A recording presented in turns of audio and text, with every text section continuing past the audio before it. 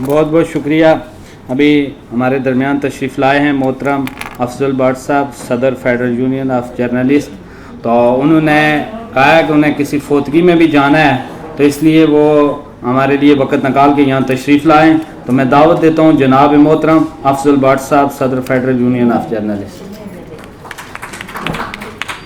سب سے پہلے میں معافی چاہتا ہوں, دیر سے آیا, اور کیونکہ ایک آپ کے ساتھ ایک فکری نظریاتی ہمارا ایک رشتہ ہے, جس کی وجہ سے ہم کیونکہ اس کانفرنس کے میزبان بھی ہیں, تو پہلے میں لیٹ آنے پر معافی چاہتا ہوں, اور سب دوستوں کو نیشنل پریس کلب آمد پر خوش آمدید بھی کہتا ہوں. اور میں یہ سمجھتا ہوں کہ آج کے اس مادیت پرستی کے دور میں جس انداز میں عوامی ورکر پارٹی نے اپنے وجود کو برقرار رکھا, اپنے فلسفے اور نظریے پہ قائم رہتے ہوئے تمام تر سختیوں کے باوجود, تمام تر معاشی ناہمواریوں کے باوجود اپنے پیغام کو جس انداز میں آگے بڑھا رہے ہیں, اس پر میں ایک ایک ورکر کو اور ایک ایک آپ کے ساتھی کو مبارکباد پیش کرتا ہوں. کیونکہ موجودہ حالات میں کہ جب ہر طرف لوگوں کی خواہش ہو کہ انہوں نے پاور کاریڈور کا حصہ بننا ہے, جب اسٹیبلشمنٹ نے پوری سوسائٹی کو اپنے پنجوں میں اس طرح جکڑا ہو کہ ان کی خواہش کے بغیر سانس لینا بھی دشوار نظر آ رہا ہو, ان حالات میں آپ جیسے نظریاتی لوگوں کا وجود کسی نعمت سے کم نہیں ہے. اور میں یہ سمجھتا ہوں کہ جس فلسفے کی بنیاد پر آپ لوگ آگے بڑھ رہے تھے, اور ہمارے جو پی ایف یو جے کے آباؤ اجداد جنہیں ہم اپنا کہتے ہیں, انہوں نے 1950 سے اس کا سفر کیا, آج کسی نہ کسی صورت میں ہر آدمی آپ کے پیغام کو دل سے تسلیم کر رہا ہے کہ جو پیغام آپ نے دیا, جو پیغام منہاج برنا نے دیا,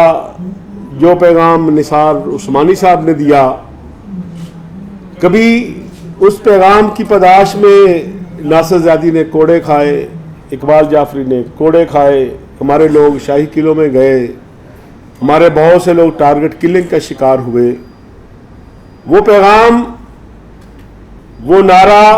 وہ گفتگو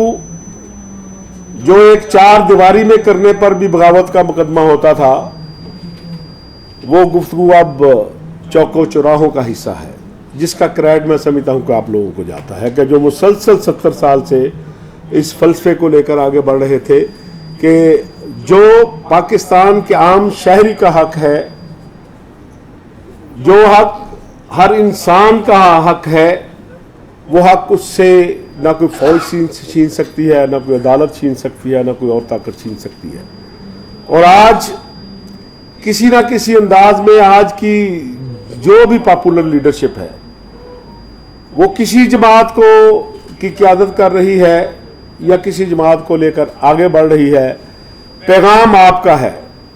جو آپ نے گھر گھر پہنچایا, لوگوں کو سینسٹائز کیا, لوگوں کو جگایا, اس کے لیے مشکل راستوں کا انتخاب کیا, اور ان مشکل راستوں پہ چلتے ہوئے کم از کم آپ نے سوسائٹی کو اتنا بیدار کر دیا کہ آج سب لوگ یہ سمجھتے ہیں کہ فیصلہ وہ ہونا چاہیے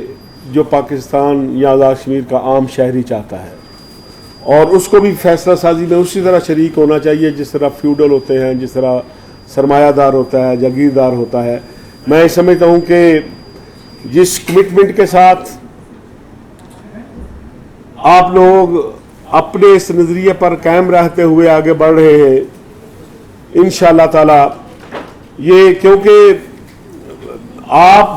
بظاہر ہم جو گفتگو کرتے ہیں یہ انقلابی لوگوں کی باتیں ہوتی ہیں, ذرا انتخابی اور انقلابی پولیٹکس میں ایک بڑا واضح فرق آ جاتا ہے, تقاضے مختصر ہو جاتے ہیں. تو آپ جس انقلاب کو لے کر آگے بڑھ رہے ہیں, اب وہ انقلاب